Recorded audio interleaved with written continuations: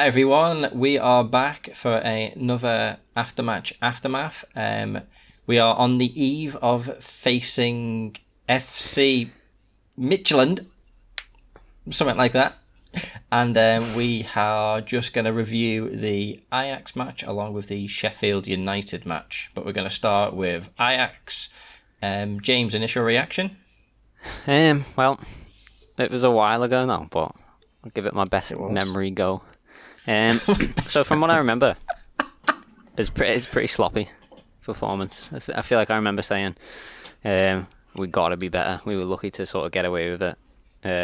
It was 1-0 win, and it was an own goal from Ajax. So not the greatest performance from the Reds. It was Adrian in goal.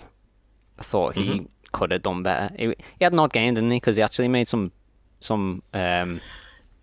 solid saves, certainly important saves that got us over the line. But then at the same time, he had the. I mean, he started off poorly. He had that little altercation with Gomez straight away. Yeah, I'm saying to you guys, it was like a roller coaster because at parts like he was good, and then at parts he was making mistakes, and I was like, I just don't know how to feel. Yeah, it was a bit of a mad game. I also remember Salah being absolutely phenomenal. He didn't get a goal, but like he was on fire in that game.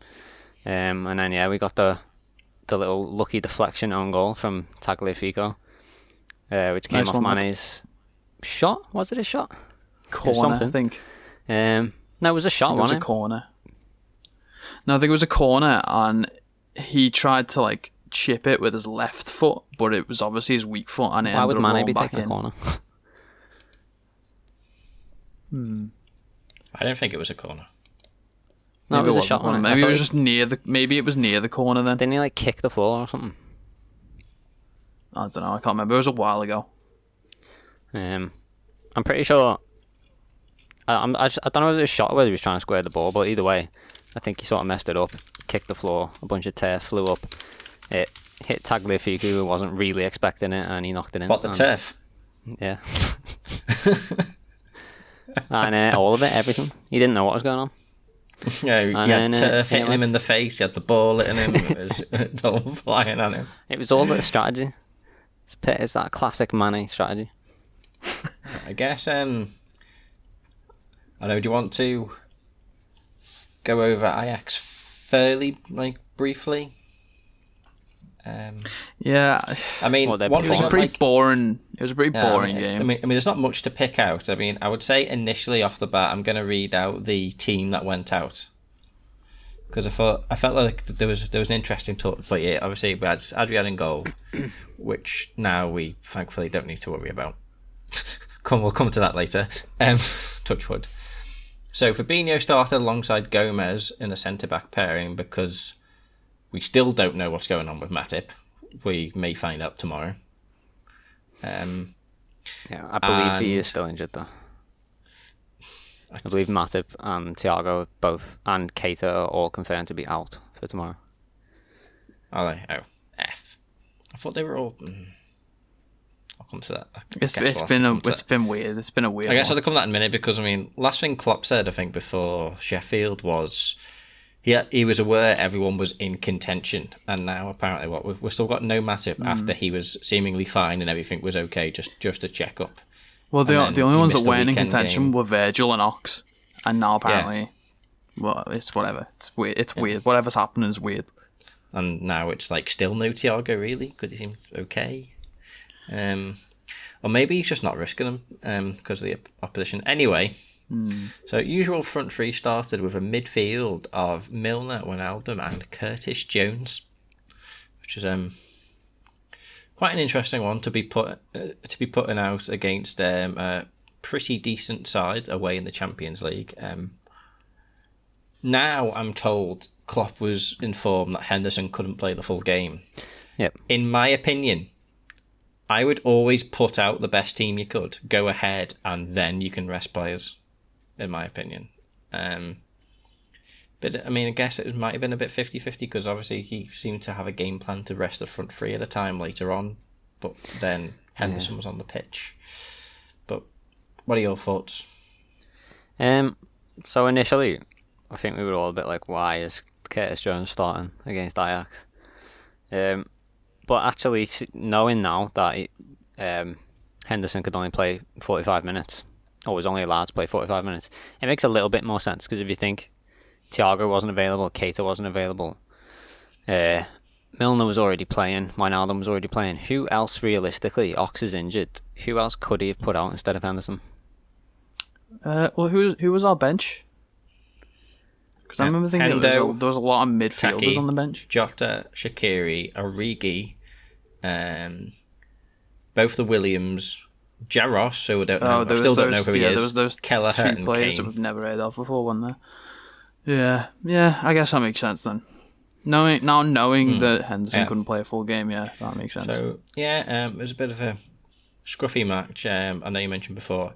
I thought Salah worked incredibly hard. It seemed to be a huge effort from him to make sure to do all the tracking back to help defend. So I thought, despite not scoring, it was an absolute phenomenal effort from Salah all game. Got quite lucky with the own goal. And then it was sort of like a very, very nervy, can we see out this 1-0 the longest time? There was, don't forget Fabinho's fantastic save off the line. Oh, yeah. Oh, what a save. Wow. What a moment.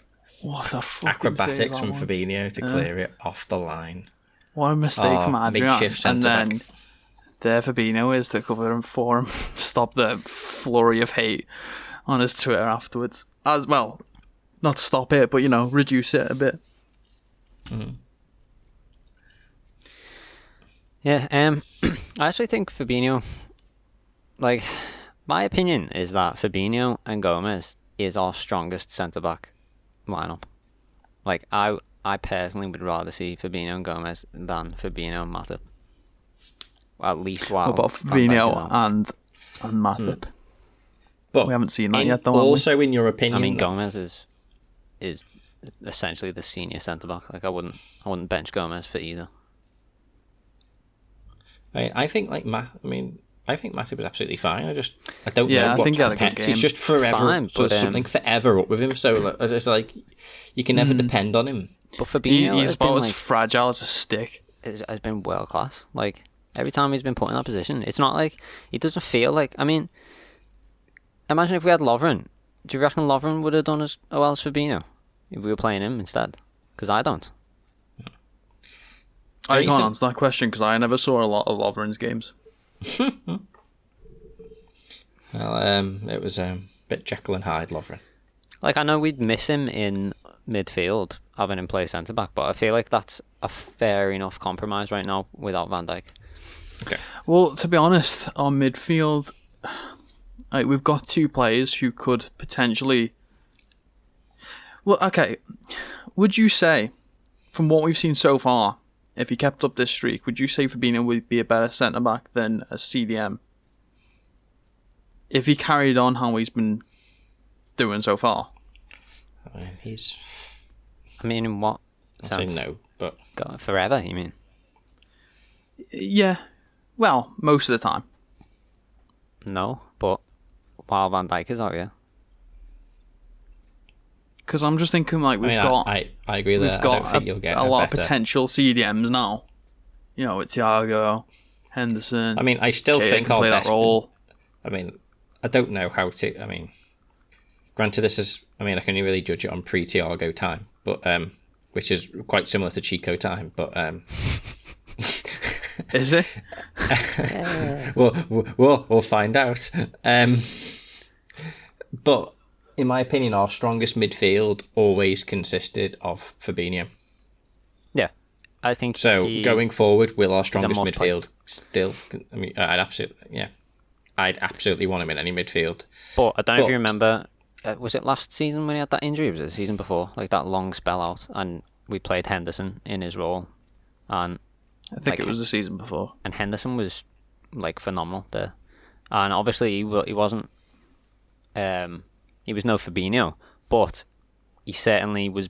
It was more than just a covering role. He did the job, and I feel like right now with Van Dijk out, I personally would be fine seeing Fabinho in centre back, and then either Thiago, who allegedly is world class in that role. We'll it remains to be seen at Liverpool. Or Henderson could do it as well. He remains to be seen at Liverpool. He's played over 2 matches. I feel like I feel sorry for him. For me, that's what I would go with. And then obviously there might be certain games where like maybe we're playing against a more creative midfield, like City with De Bruyne. You might want Fabinho to be in midfield for that. So then bring Matip in for those games. But I personally would have Gomez and Fabinho starting as centre backs for now. I mean, that looks like the plan for now, at least. Anyway, I'll get on to that more in depth a little bit later on after we've covered the game. But yeah. Yeah, so I mean, it was scruffy. I know at the time we weren't happy. Obviously, hindsight is a wonderful thing. Did either of you agree with taking off the entire front three on the 60-minute mark?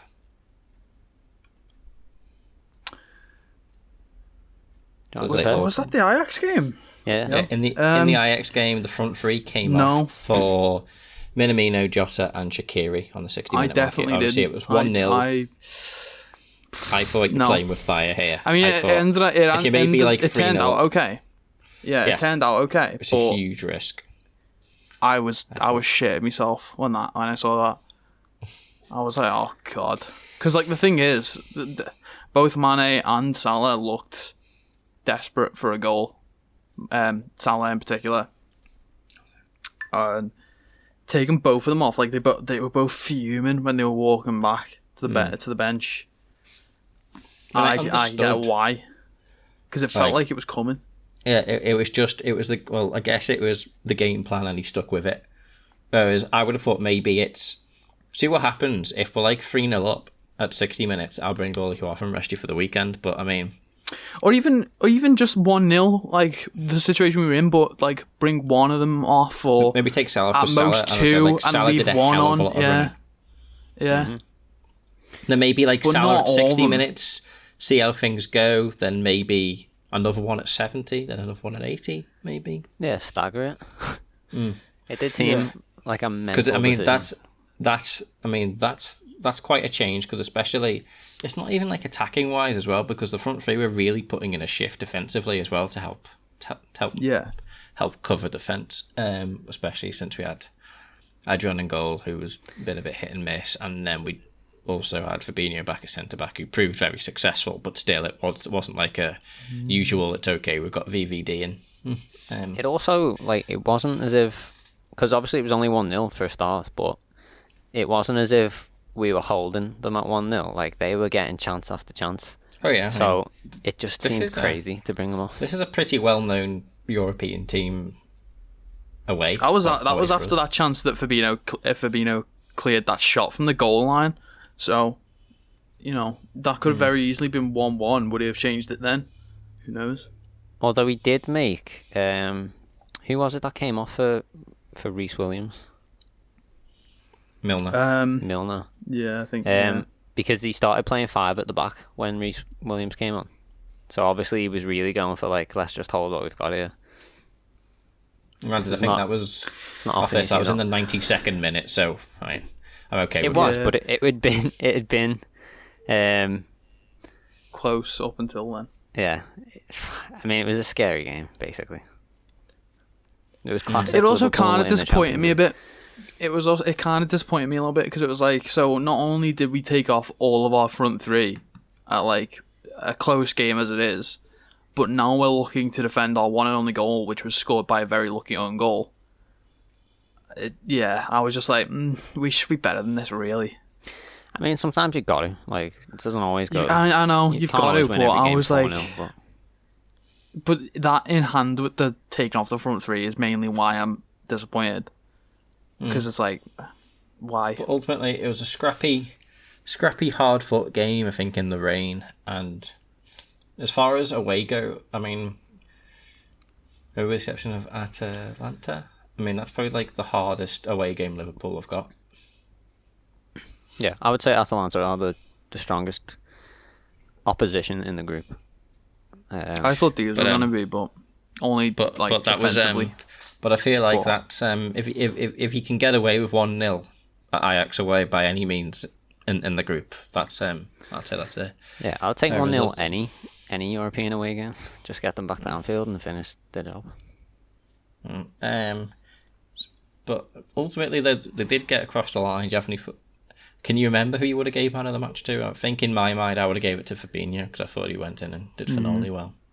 Yeah, I mean, it would be between Fabinho and Salah. Fabinho, really. Yeah, I was going to say my backup choice up till when he went off was Salah because I thought Salah put in a hell of a shift, and I was really, when I say I was really impressed with Salah, I'm typically always impressed with Salah, but I feel like that was truly. Yeah, he's took it on himself to sort out that back line while Van Dijk's away. It's like he's so often down there now, winning tackles and stuff, and I'm like, what is Salah doing down here? But like, it's good to see because there are players like Neymar's one for me that I always look at, and I'm like, if he actually bothered, like he'd be. I mean, he's already world class, but like, he's the kind of player where like as soon as he loses possession, that's it. It's like it's someone else's job now. Like I'll wait here, you get the ball to me, and I'll score a goal. That's what I do. But like the likes of Salah, tough shit. It's like he's got that world class ability going forwards, but he's also like he's humble enough to go back and sort stuff out. Yeah, I was just gonna say he's humble enough and all that. Like How about you, Jake? Yeah, I'm in the same boat. Although I am gonna give it to Fabinho purely because he literally saved us with that goal line clearance. It's true. Yeah, it's true. Okay. Yeah. So I have to go to Fabinho. That was it Wednesday night? Yep. And then late kickoff on Saturday, a very late kickoff for a Saturday, it was 8 o'clock. Come with the hour, come with the Alisson. He's back. So, which somewhat surprised us all, really, because, originally it was looking like potentially he might make the City game, which I think is maybe something like the 8th of November or something like that. Well, yeah, it was initially, like, six weeks or something, which was, like, just back before the City game, but then as the weeks went on, it was getting shorter and shorter, and then it's the shortest it got to was the West Ham game. Yeah, the West Ham game was just like, okay, like one more game, and then he might be back, and then all of a sudden, out of nowhere, here comes Alisson Becker back in goal. Wow, I feel like what a boost that would have gave the team. Yeah.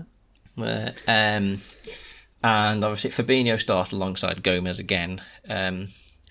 Henderson brought back into the team to start alongside Wijnaldum and Jota, along with the front three. What did you make of that? Anyone? James, do you want to go first with this one? Yeah. I don't know. I had some issues, if you remember. I was a bit annoyed that Minamino wasn't getting a start. That's why I offered you first. It annoyed me that Jota. He's only just joined the team. Minamino's been here for like a year now, hasn't he? And I feel like we very rarely see him. When he gets a chance, it's like in the dying 4 minutes of the game. He's not going to do anything with that. And then Jota's only just joined, and suddenly he's getting starts and stuff. It just annoys me a little bit because it's not even like Minamino's not been good enough or not shown the technical ability or whatever, because every time he's played, he's put in a shift and he's looked good, and I just feel like he deserves some chances. In terms of like having like a quote unquote from four, like I'm fine with that. We've done it in the past, and like I don't think it really worked in this game, but we'll get into that in a bit. But like as a concept, it's fine. I just think I don't know if Jota is the guy for that. Like to me, Minamino seems like a natural number 10. I probably would have had him in that system. Yeah.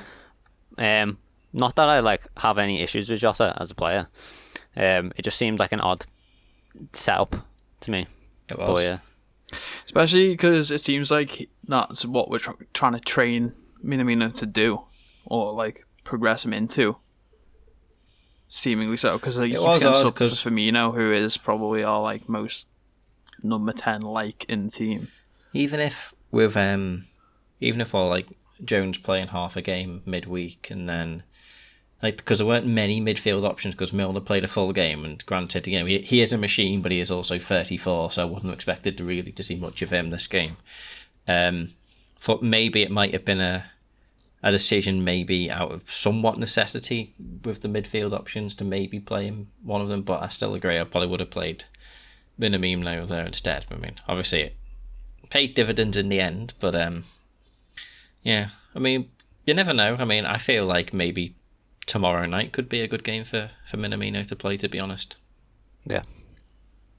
I mean, that's what I was just about to say, is that, like, I think the reason that happened is because Jota has more experience in Premier League, and he's obviously played against these teams with Wolves and stuff, and Taki's, you know... Taki's a fairly well-versed European player, I guess he is. Yeah. So hopefully that will come. I still do see James's point in the sense of, like, despite that, he's not been bad. He does deserve a start. Right. Although I'm really keeping an open mind in the sense that he will soon. Like, this might have been just a test, and they're going to do the same test with Taki in the near future and see how that goes.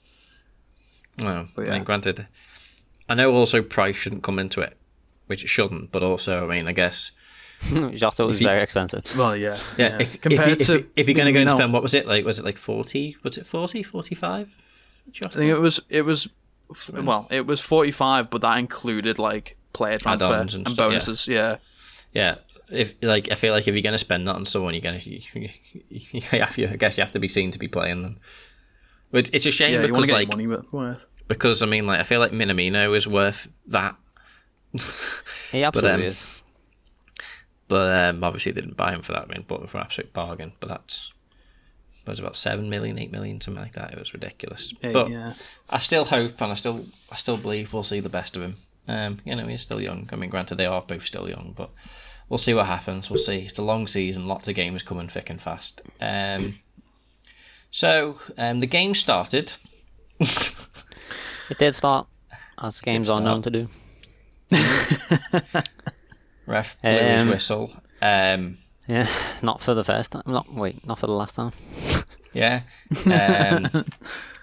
Ref blew his whistle, made sure that they'd put the biggest knobhead possible again in the VAR box, just to make sure.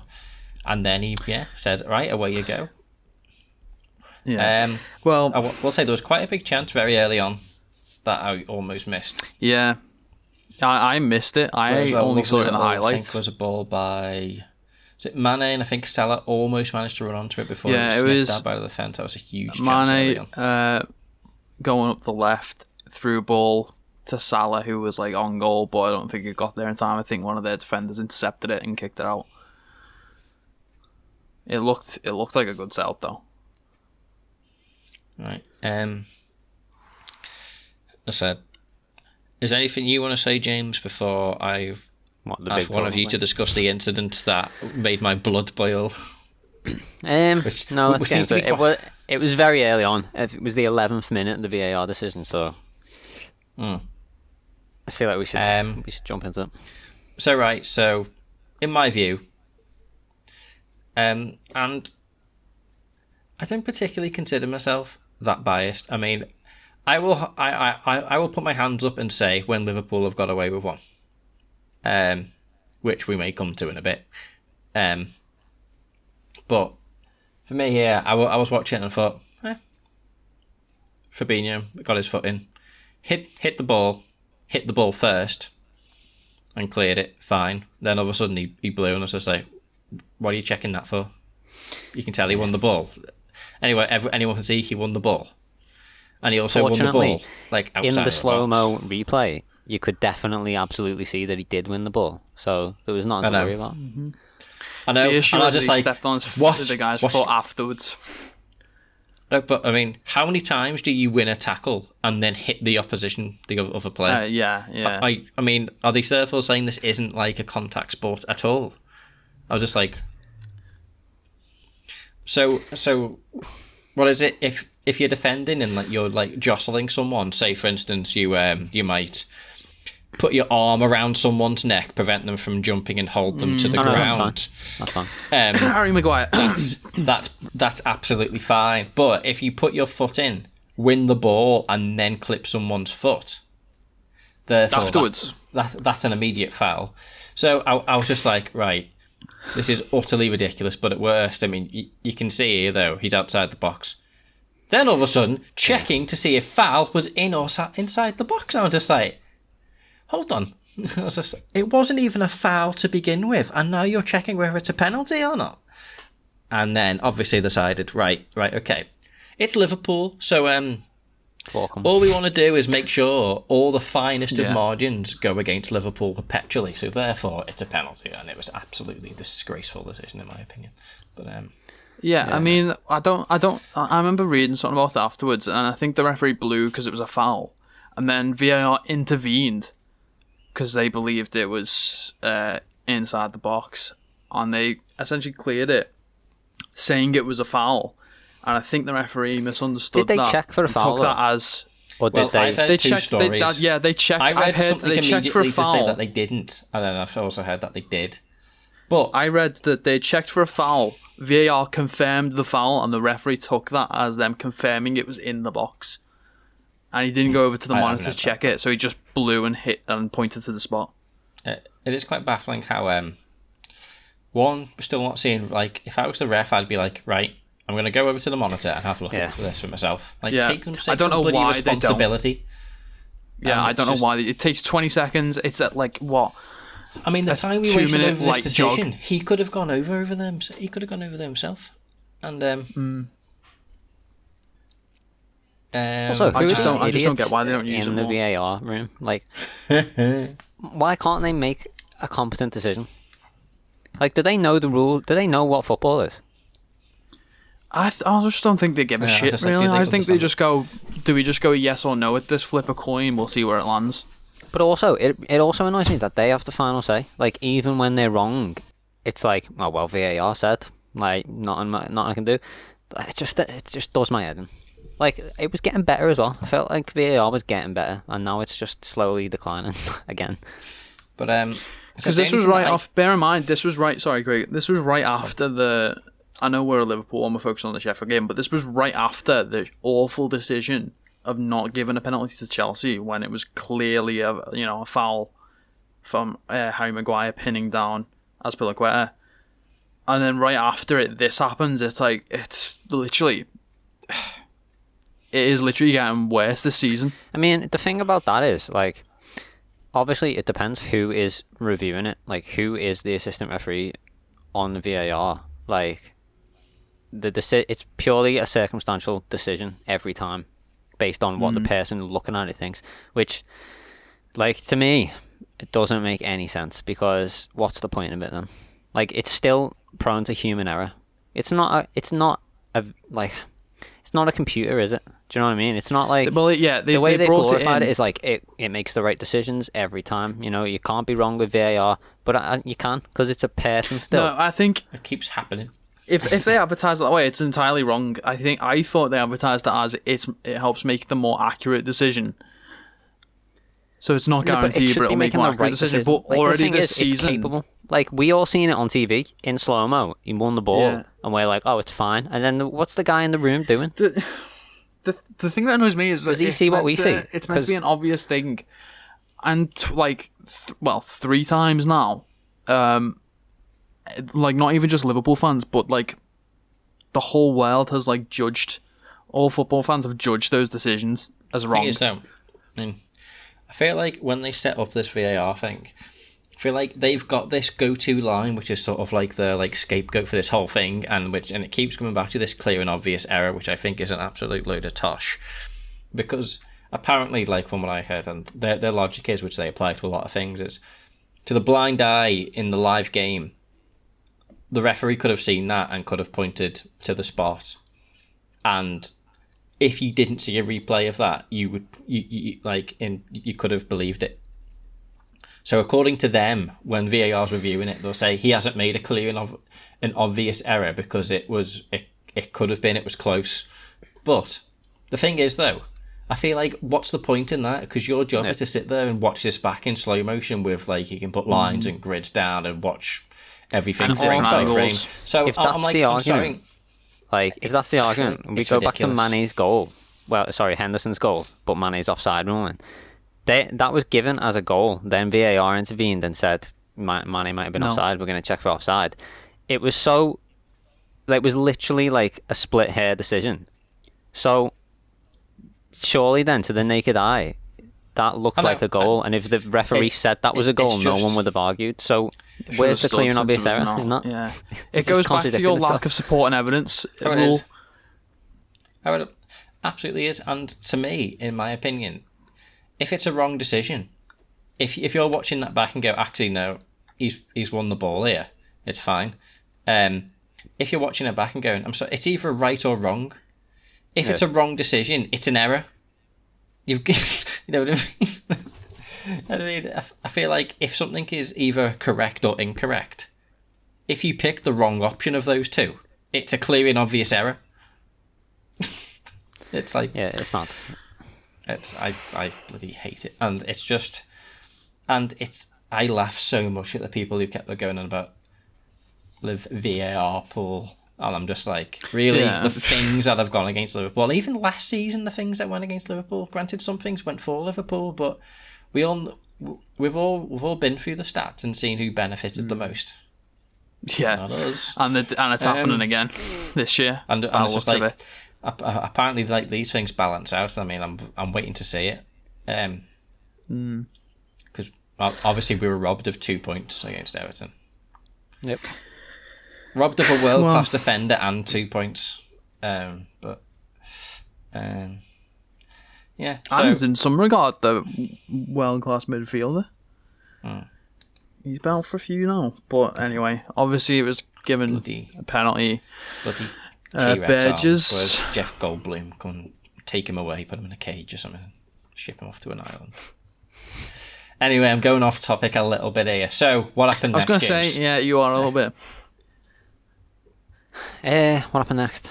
Was it the goal next? It was. A lot wasn't. of things happened. To be fair, I feel like Liverpool responded quite well. Well, we should clarify in saying that the penalty was in fact scored. Oh yeah.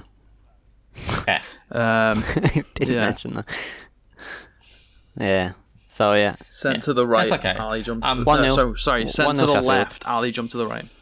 And then I feel like Sheffield's game plan there was let's sit back though. Let's put all of them behind the ball. They literally parked in defence and went. Jose's bus pulled up, and then Sheffield United hopped on, and then yeah, and then it just became a pain in the arse, didn't it?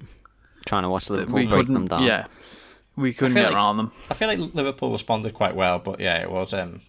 They were doing well for the situation. Sheffield were happy to not have any possession, try to go for the counter. And then they were quite happy letting us pass it round back and forth between our wingers and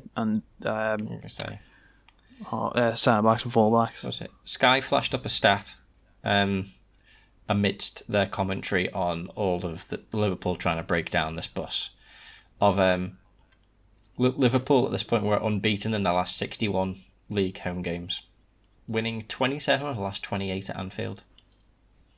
So obviously at Anfield, never say never. I mean, you feel like Liverpool will always come back.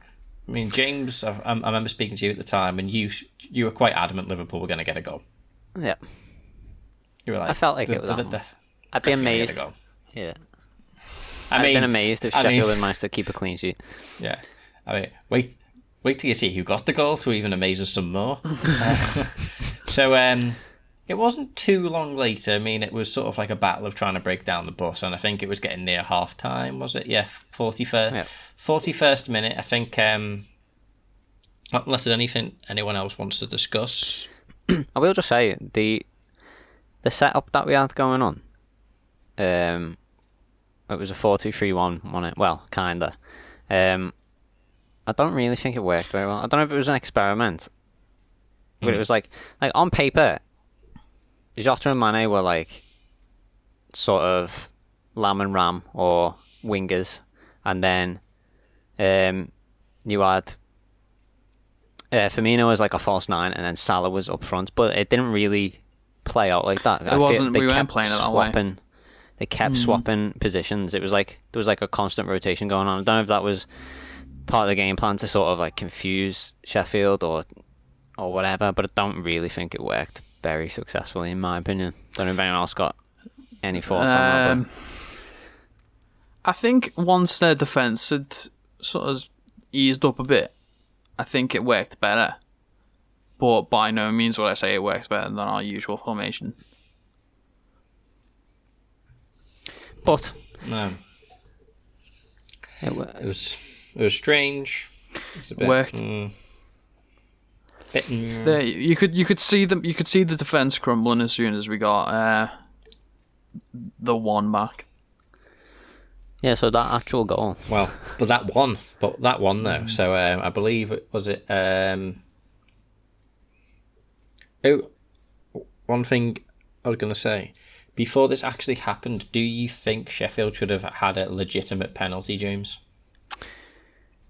Oh yeah, I remember what this is about. I think, yeah. There was 2 instances, wasn't there, where they potentially had a claim for a I penalty? think there was was it a handball against Robbo and a tackle from Jota? Yeah, so a lot of people don't think that the Robbo handball was a penalty. And I haven't watched it back, to be fair, but from what I've seen in the moment, I was pretty sure that we'd just gotten away with one. To me, it looked like he handballed it.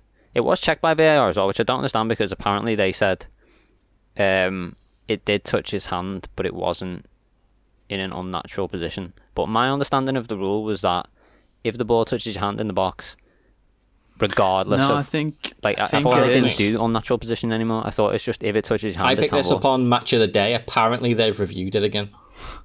For God's sake, you can't change it every week. I know. I think from what I heard on Match of the Day, apparently they've actually, I think maybe the start of the season or whatever, they've actually reviewed the rule again. So it's like it's not like if it's legitimately like ball to hand, you're okay. Apparently, at least that's what I think I picked up on Match of the Day. But I was a sleepy Craig watching Match of the Day, so I don't know. Well, I think the current rule is if it's in an unnatural position, because I remember a bunch of the pundits afterwards saying that he was in a natural position because he was running, so it shouldn't have been a pen. So I assume they're saying that because they know the rule is it has to be in an unnatural position in the box. Yeah, because I feel like if that was still the rule, I mean, you couldn't argue with it, but I guess that's how it is. Jotters, I'd like to see back. I'd hate it if that was the rule. It's a crap rule. If it was just... It's a really unfair rule. It was a bad rule. If I'll just go into this really quickly. When I watched it back, Robbo himself wasn't actually in the box. His hand was, and it happened to go into his hand, and he was running. I will say, for some reason, Robbo runs with his hands or arms quite high up. For some reason. I don't know if I'd quite give it a pen. Because he's from Scotland, he's said it's never so raining. Unfair, especially having... He's like, what is this? I mean...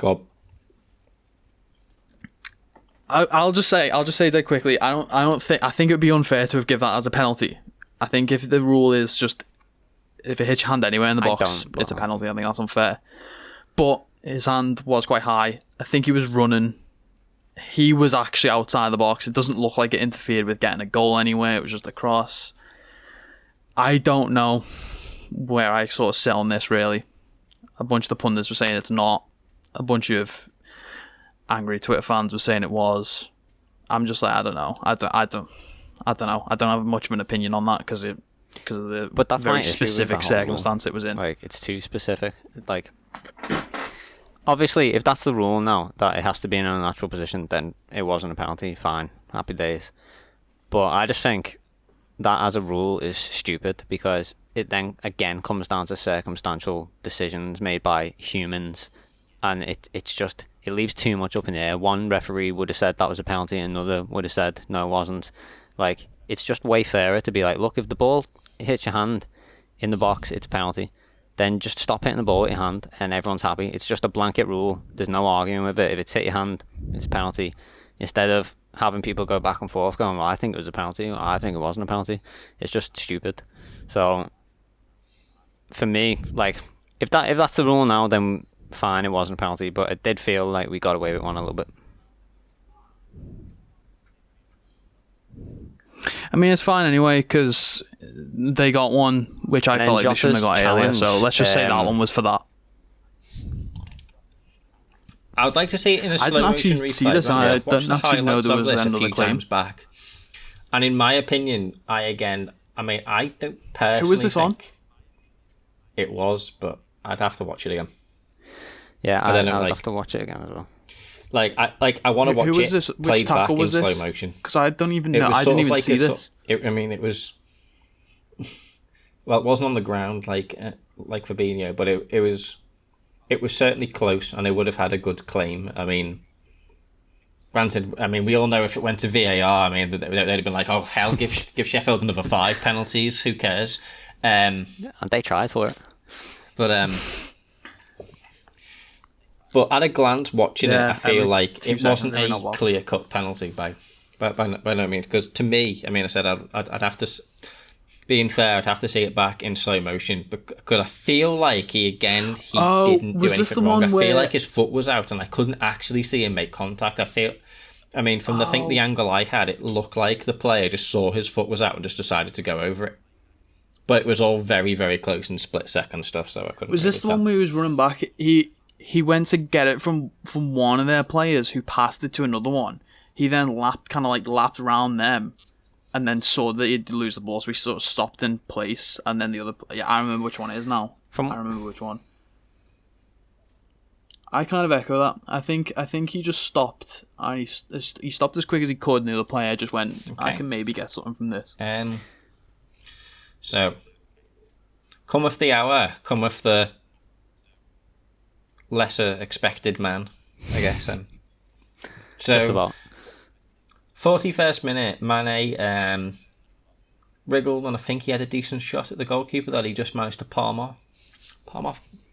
And then, out of nowhere, Firmino turns up. Yeah, he managed to push it. Firmino turns up in front of goal. And just taps it into an open net, and presumably, he was in that much shock at the time. He had to he rolled over into the goal in sheer disbelief that he scored already at Anfield. He wants to make sure it was there's definitely going in. Well done to be in there. Salah was close by. Yeah. Salah might have also Gotta got be to there it, to but score yeah, them.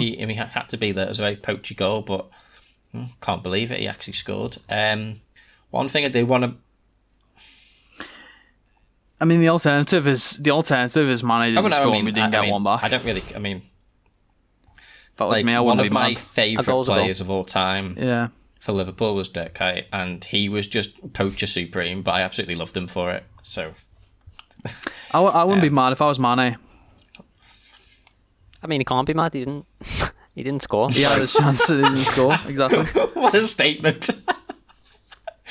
It's not like he stole Mane's goal. It's just Mane's goal. Shot was saved. But That's kind of how you were wording it, but anyway. No. Not like that. I'm just like. No, it's just some people can claim it's Cheap. a tap-in, but you've got to be there to score them. It's the keeper's mistake for not holding onto the ball. or not It's the clearing it properly. defender's mistake for not clearing it if he's going to palm it Or on. like marking that. him. Yeah. So look. So I'm saying well done to him. I said it's not going to win. It's not going to win goal of the month, but he was there. He That's got where his you're goal. wrong, Craig. That is my goal. No, I'm joking. Said it took Bobby until the final game of last season to score at Anfield, but he's off the Done mark it. quite quickly. He's gone. He's Hopefully. Yeah, He's had a certainly. bit of a barren certainly run for faster than goals, last but season, so. hopefully that's gave him a bit of confidence, because I think I read something ridiculous, like since February or something like that. Was it like Liverpool's, or maybe since the restart or something like that? Like Liverpool's goal scorers in the Premier League. It was something like Salah and Mane both on 11, and then there was maybe 6 or 7 people all on 2 goals each, and I'm just like, Christ. Are we that dependent on Salah and Mane for goals? But Yeah. they are I'd like Salah to- and Mane. So they are amongst the best obviously goal scorers in the they're- world. But They should be up there, obviously. there was a time when we had goals coming from absolutely everywhere, and Yeah. by no means do I want them to drop the amount of goals they get. I want them to keep still be getting going. the amount Just they other get, people but get more. I want the margin in between to be a little bit less. please. other people chip in more. Because I don't want them to be entirely dependent on them. Yeah. Because Come I'm on, feeling Gomez. I'm like potentially without. Come on, without guys. Van When was Dijk, your last goal, lad? Come on. There might be step more up. goals conceded, Never. so there might have to be a call for more people to chip in with goals. But anyway, so Bobby stepped up with a tap in. 1-1, absolutely huge that be because I feel like if they got to half time, Sheffield would have came out right up for it. But I feel like Well, that just would have meant that their defence that we were struggling to get past would have lasted the entire game, as opposed to just part of the first half. After that, their defence got weaker, obviously. but went in at half time, 1-1, and I felt like at that point at 1-1, you're like, I mean, in my mind, they've got one back. I'm like, that's okay. They can go on to win this now. Yeah. Klopp will give him a talk. Be like, listen, that's what you're doing out there. Sort it out. And then they'll come out and sort it out. Klopp's talks are always the same. They're always the same. Always, come on, lads, what are you doing? I mean, the thing is, he makes a difference. Like, I don't know how many times last season Liverpool would have a shambles of first half and come out in the second half a completely different team. Like, whatever goes on in those dressing rooms, like, it does the job. Whether it's Henderson or whether it's Klopp, I don't know. But someone does something in there and they come out a different team. Oh, it does. I mean, I do wish he gave them this talk before the match. If he got I a know. good first half as well. But still, never works. I was like, I mean, Klopp, whatever you want to say at half time, can you just say that at the start? No, we did come out strong, and then unfortunately we had to play a bit more reserved because of that awful VAR decision. I don't think we played bad at all in that first half. I think we just started off well and then had to reel it in a little bit because of the unfortunate decision.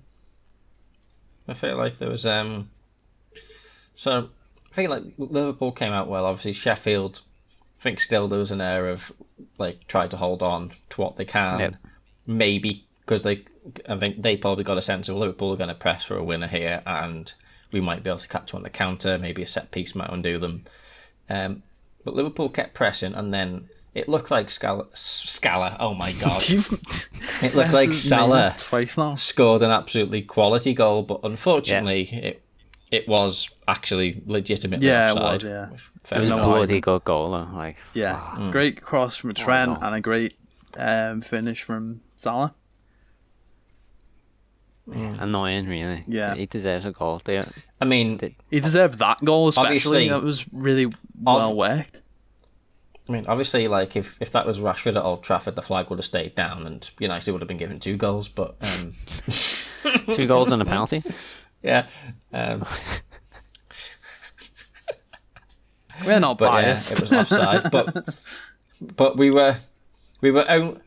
had only just got over the fact that Salah's goal wasn't a goal when up pops one of our tallest ever players in Diego Jota to rise up to a cross and nod in a pretty solid header.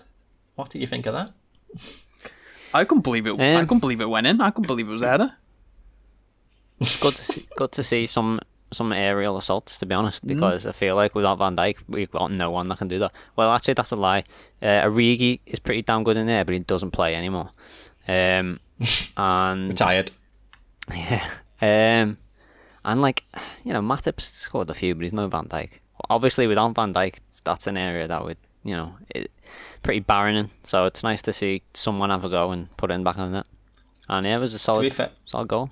Got us back in. Fair, like Origi's standards are we either trying to beat Barcelona and come back in the most impossible comeback in football history, or do you want me to round off winning the Champions League? If it isn't one of those two, I'm not interested.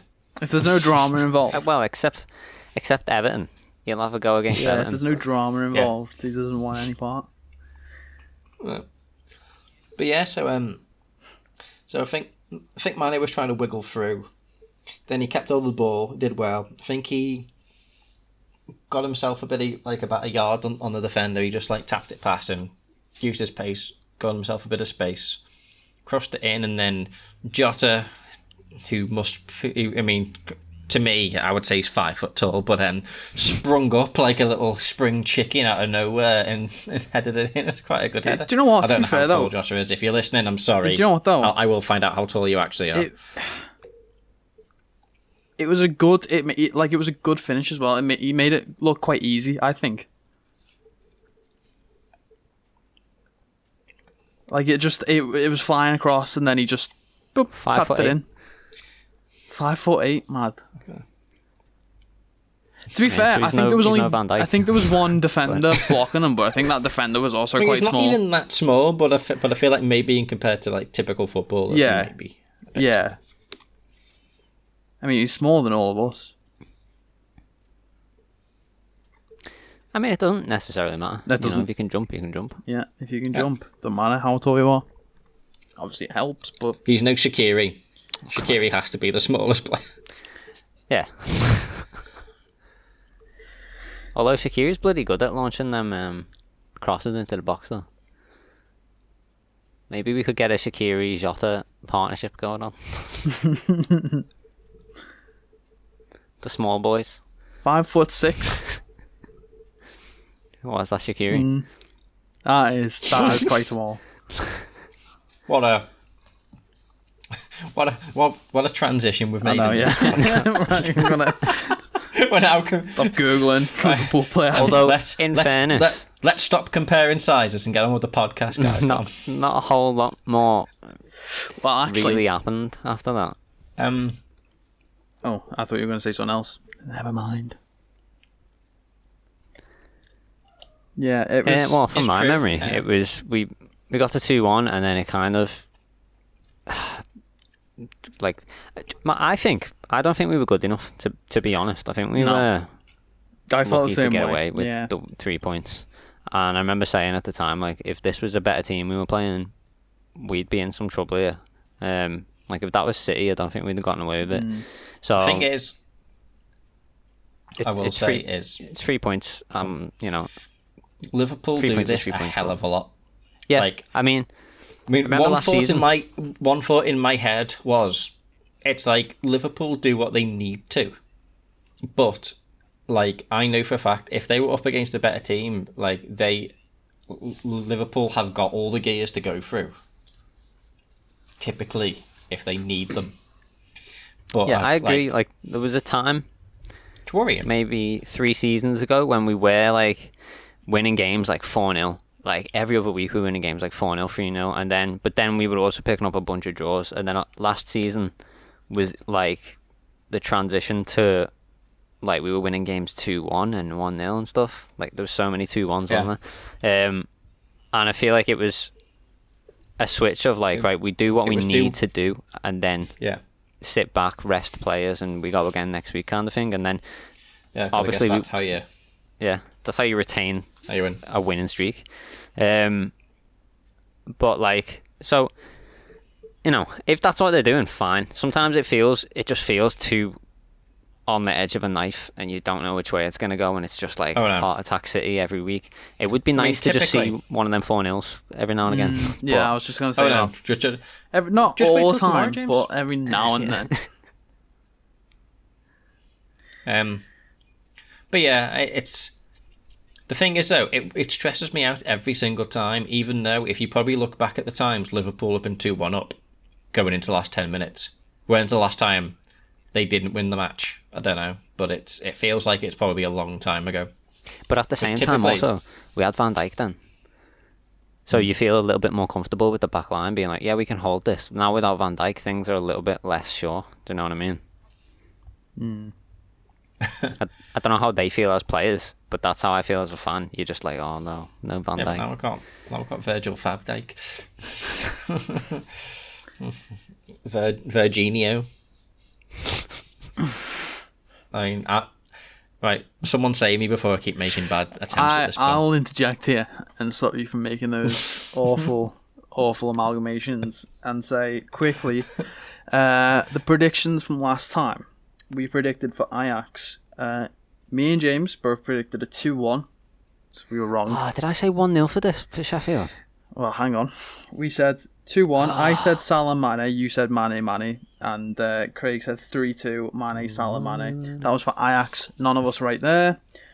For Epic. Sheffield, I predicted 2-0, double Salah. James predicted 1-0, only Salah. And Craig did predict 2-1, so you'll get a point for that.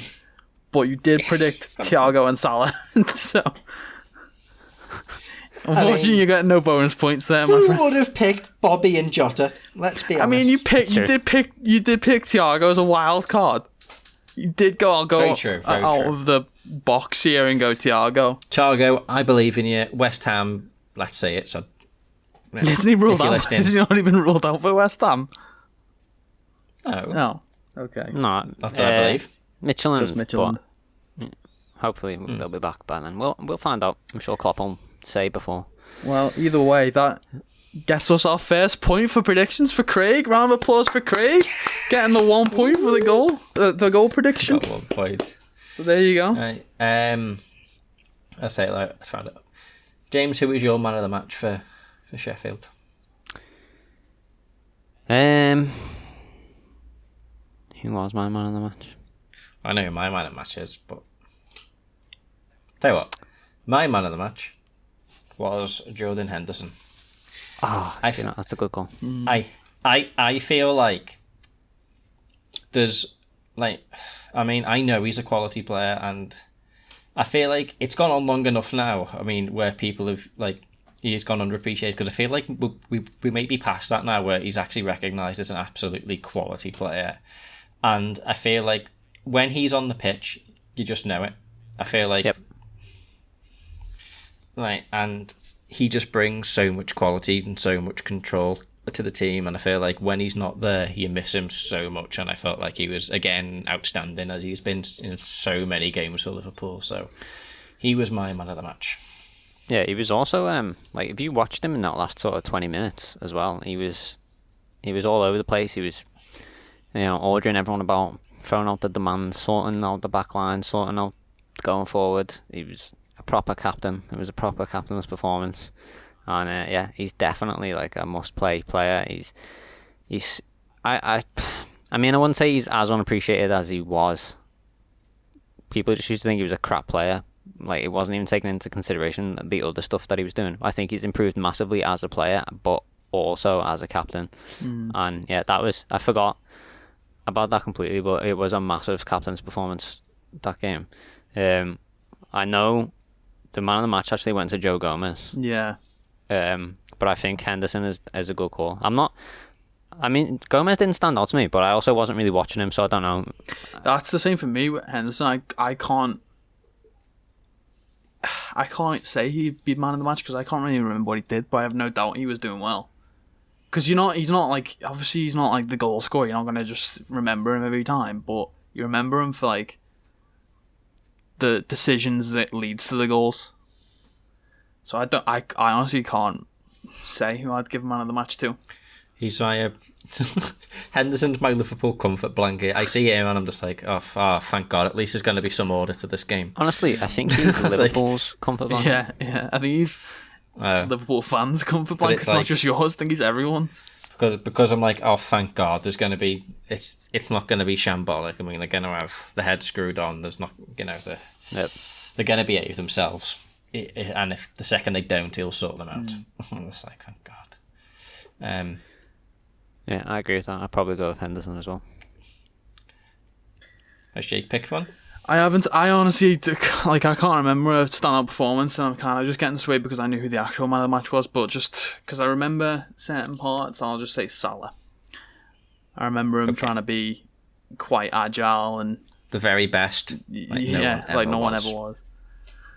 So I'll just be different and He say did score a cracking offside goal. He did. So that was the thing that stuck out for me, because I've got the memory of like a potato and I can't remember anyone else's performance. I'll just say Salah for that.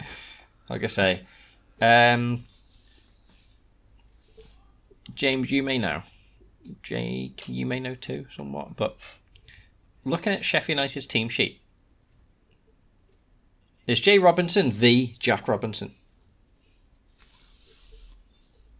No, I don't think so. I feel like I remember who James, this was. do you know who I'm on about? The Jack Robinson Liverpool. that came to fruition under Kenny. And was that him? That is him. Who plays as a defender for Premier League team Sheffield United? Yeah, it is him. Oh, that is him. Wow, that's where he wound up. Because I remember like him, like coming on for Liverpool, and I think it was like against like Man City. I think when they won, like I think it was at the time where they. I think it was the season that they won the League Cup, and like I was just like, this kid just all of a sudden has to play left back, and it was. I was thinking, it was incredible I was stuff. thinking I think Flanagan was on the opposite side. I actually think Flanagan's a free agent now. F for him. Actually, before we finish off, that nicely transitions me into something I wanted to bring up very, very quickly because we are nearing the end of this. I've heard whisperings and rumours of 2 potential transfers come January because a lot of people aren't so sure about the idea of Firmino and Gomez/Matip being a season-wide defence, and a lot believe we're going to go into the transfer market in January. And I've got 2 names here who are brought up a lot. Is one Upamecano? One is Upamecano, who plays. I used to have that as a kid. Who plays for Leipzig. Mm-hmm. And the other one is I've got it here. Ozan Kabak, who plays for Schalke, and a lot of people are calling him the Turkish Lovren. Well, my understanding of Upamecano is he is like phenomenal. Yeah, I've apparently heard he's got like a lot of the potential. Next Van Dijk. Yeah. So like, if I don't know enough about either of them because I don't watch enough of like German football, but if I had to pick one, it would be Upamecano from what I've heard. So I haven't ever heard of Kabak. I believe a lot of people are excited to think that we might get him, but like I've heard a lot. Plus, I will say, obviously Liverpool have a really good relationship with all the Red Bull teams anyway. So like, I feel like it's a move that could potentially happen. Whether they'd want to get rid of him, I don't know. But potentially, I believe like a 6-month loan deal while Van Dijk's away is also a possibility. I believe he has quite a cheap release clause, which is why a lot of people are thinking that we might go for him. You know, for what he would be worth as a normal transfer, apparently he's got quite a cheap release clause. But, you know, if that happens, exciting. He's got a lot of potential I'm down for it. We definitely can see now that we need a centre-back. It was absolutely the wrong decision to come into the season without securing one after letting Lovren go. So, yeah, it seems like we're doing right now, the right move to make. How many games is it before people figure out our new sort of tactic and weakness, maybe, potentially? Oh, actually, I wanted to say on that,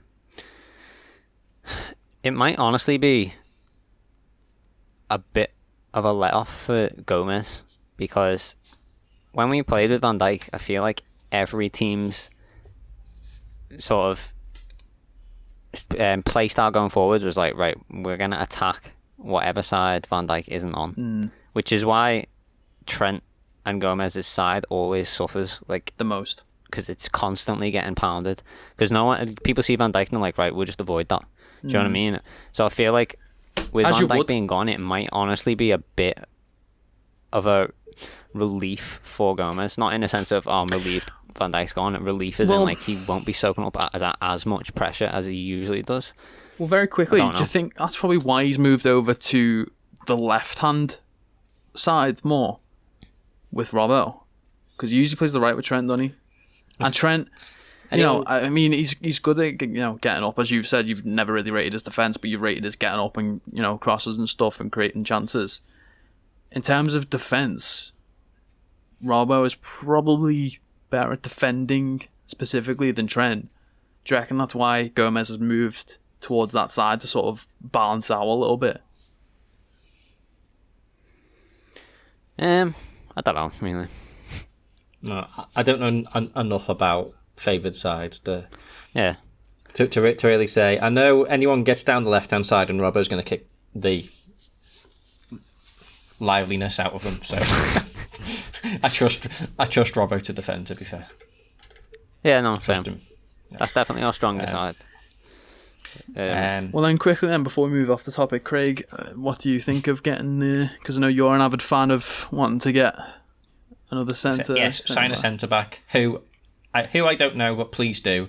I really wanted one in summer because I said like these three and Fabinho and cover is not enough. It seemingly, and it's going to be potentially. I feel like there's going to be more stress up until January. And to be fair, depending on how things go, I may say, honestly, sign someone else and then come summer get rid of Matip if he can't stay fit and can never be trusted to actually play. You may as well get someone else. If we do get someone like Kavik or Upamecano, I think that's eventually what will happen because both of them have got mad potential. I feel like and I feel like it's pointless having a squad player who you can never ever depend on to actually be in the squad. Yeah. As much as I like him, just Cheeky. stop being injured all the time. Unless we just end up adapting. Stop it. Because I want you to play. I like you. If we get, say, Kabak or Upamecano, unless we keep Matip but have him as like a third priority rather than like a second, so it would be like Gomez, Van Dijk, then sometimes Upamecano. Then if that happened, like if something else happened, then Matip. It's like Sturridge never left and just changed his name to Matip. Right. Flipping PSG wanted to buy Matip as well. That would have been a tasty little deal. 35 mil as well, I believe. Yeah. Instead of Lovren. But, here we are. Anyway, right. West Ham. Well, do we want to do double predictions here? Michelin for tomorrow. 17-0 for Michelin. 100-0, Craig. You want to up that? Michelin, I'm going to go with... I'm going to say Liverpool are going to win 4-0. It's like what I said earlier. I think you joked about it, so it was in my head. I'm going to have to stick with that now. It's going to be 4-0. And are you going to list the scorers? Right, so it's going to be... Tacky. No, only joking.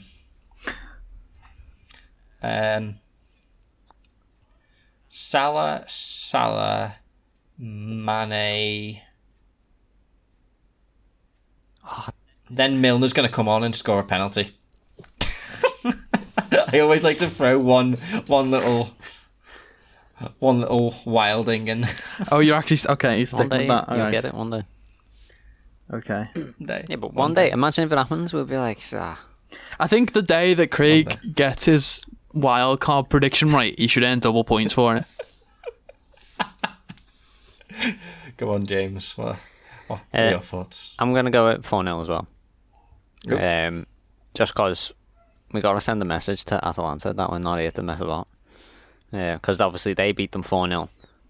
If we underperform them, then we look like they look like the strongest team in the group. So I'm not having that. So we're going out there 4-0, and I'm going to say, not specifically in this order, but 2 for Salah, 1 for Mane, and 1 for Taki.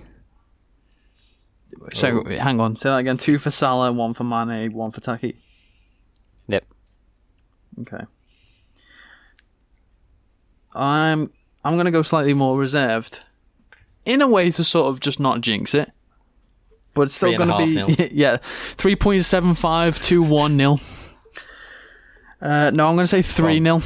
So it's only one less, so it's not too dramatic, but 4-0, but 3 of them get ruled off.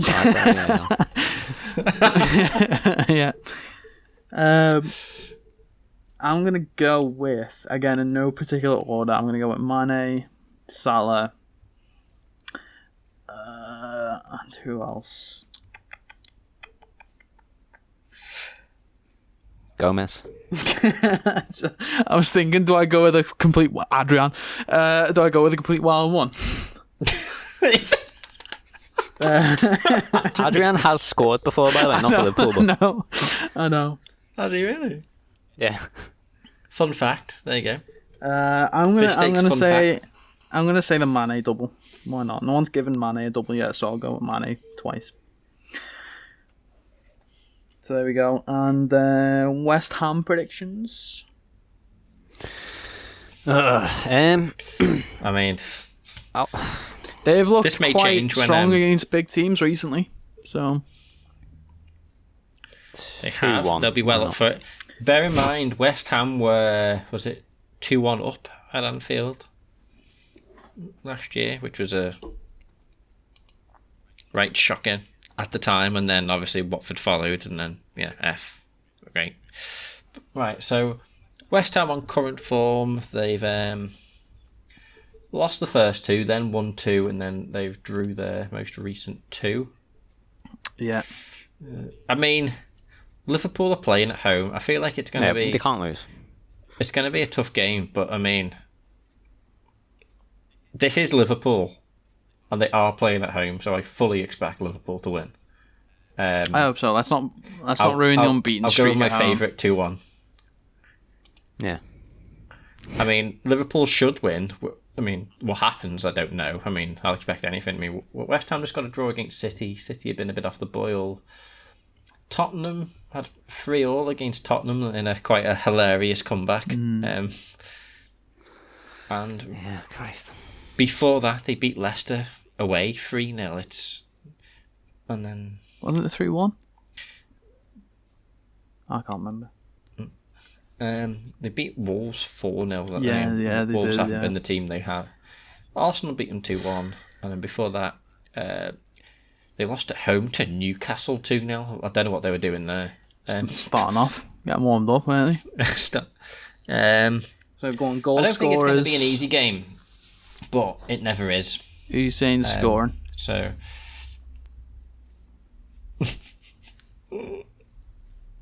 Thiago. Thiago and Wijnaldum. Alright. Okay. James.